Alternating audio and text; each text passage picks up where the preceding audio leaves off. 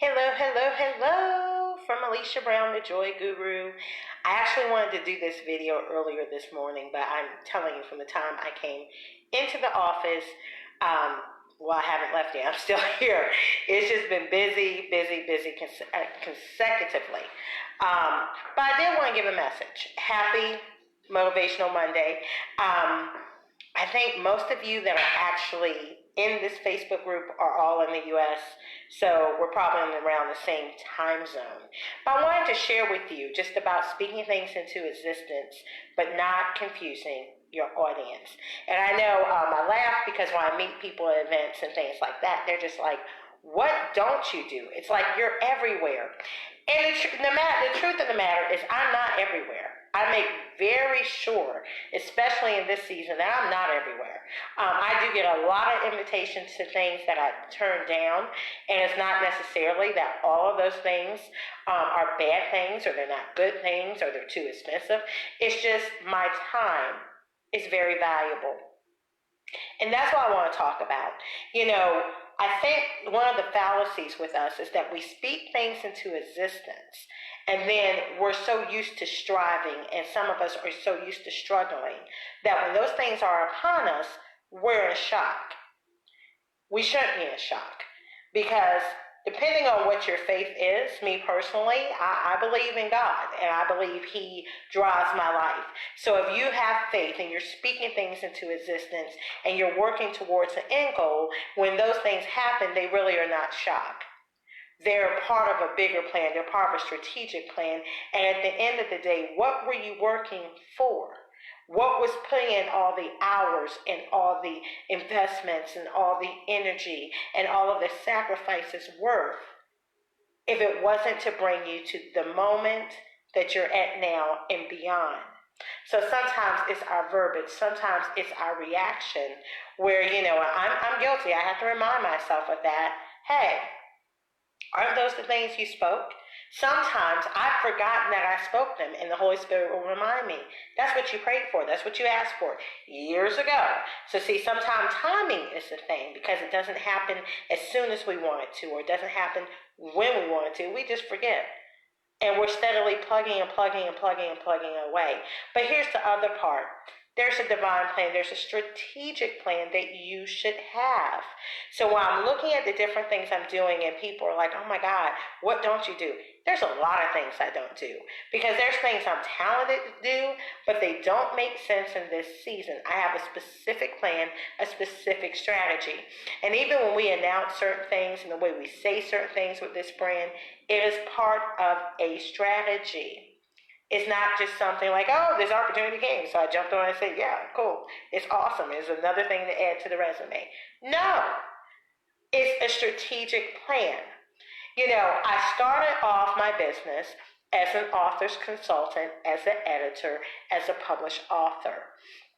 We went from that, and because I was a new author, self-published, looking to promote my book, I was able to have an opportunity to do an audition to be a radio co-host.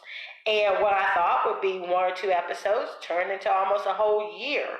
And in that whole year of working, I was able to get moved up to the ranks of a permanent co-host, a station manager. But in that year, 6 months in, I believe, I also had an opportunity to be a contributing writer. And that moved to a permanent contributing writer. It moved to a editor.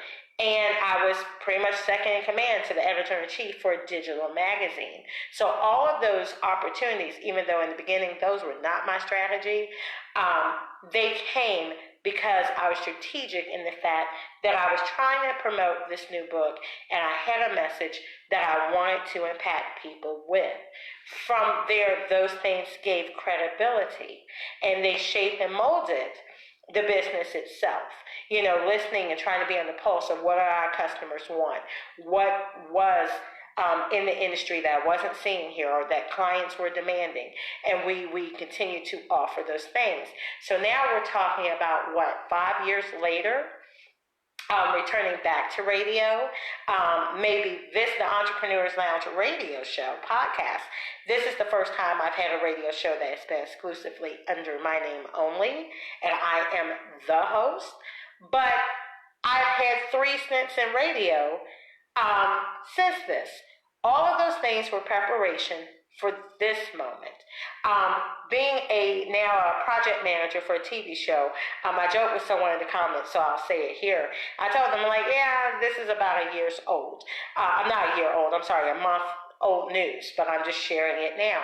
I am on working on a platform, and part of that is a TV platform, a local TV celebrity host. I'm the project manager on that, so that's new opportunities. I also have other global projects that I haven't talked to with anyone, because we're planning those behind the scenes, and there's a whole bunch of other things that we're doing that are top secret right now. Why am I sharing this with you? Because they're all part of a strategic plan, and that is how business is ran. So when you're sharing things that you're doing, sometimes people are like, well, oh my goodness, they're doing this, they're doing this, they're doing this. As long as it's clear and it makes sense and your audience sees the connection, that's what matters. I'll say this. I have a client, and we talked about someone that's a mutual friend connection with us. And this is why it's so important. I wanted to share this message today about not confusing your audience. This person changes their brand label, like every month.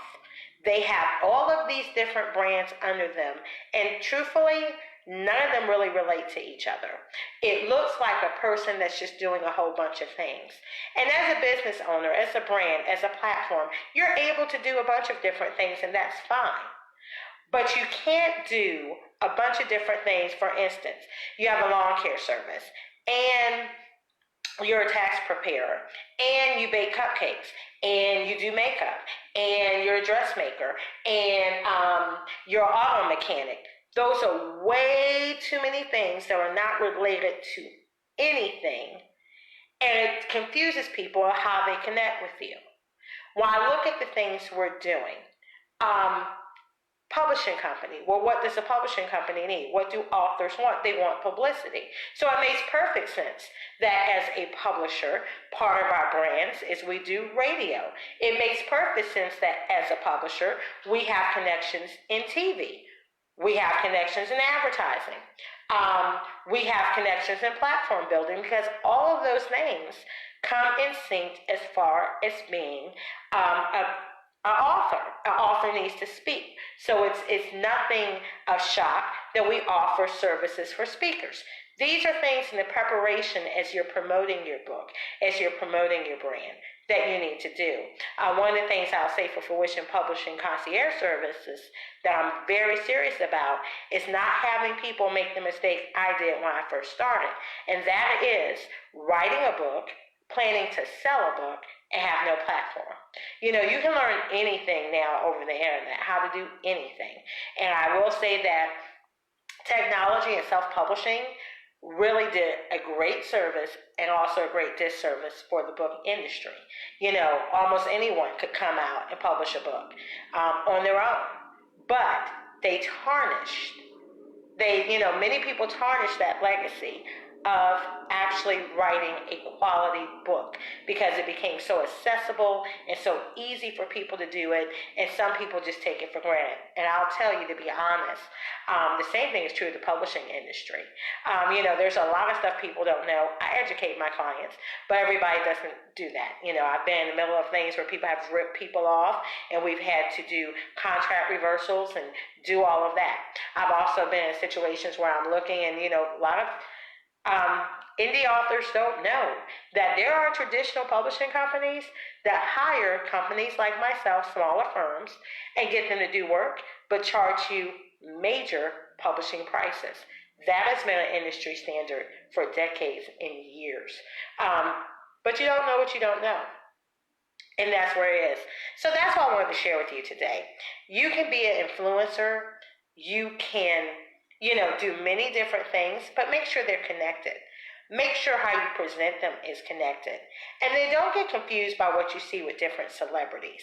A lot of times what people don't understand about business influencers and influential people is a lot of times their name is attached to a lot of different brands. On paper, you don't see them out there endorsing every single brand that they have. You don't see their name on every single thing. It's not necessary. For instance, for Wish and Publishing Concierge Services, yeah, you can see in the logo it's a division of Alesha Brown LLC, but it's not necessary for me to put that on the front. There's other things like the Entrepreneurs Lounge, the Entrepreneurs Lounge radio show. You don't need to know that that's another brand under Alesha Brown LLC. Right now, I'm the host of the show, so you hear my media name, Alesha Brown, the Joy Guru, in the intro. But just like next month, when we'll have a new co-host who I will do a soft introduction to because he or she will be debuting his or her show in September. There's going to be a day where God only knows where that network goes, and you may not hear from me at all. It may just be my name that's announced, or it may be my name somewhere in the contracts, and you may not hear from me at all. I might make guest appearances every now and then, but the network is going and the show is going. So you can be involved in a lot of different things, but it doesn't mean that all of those things should be presented to your audience. And I'm going to end that note right here. Thought it was something I wanted to share, and then I have another impactful message I'm going to come back with that has nothing to do with this right here. So bye-bye for now, or bye-bye for the next moment.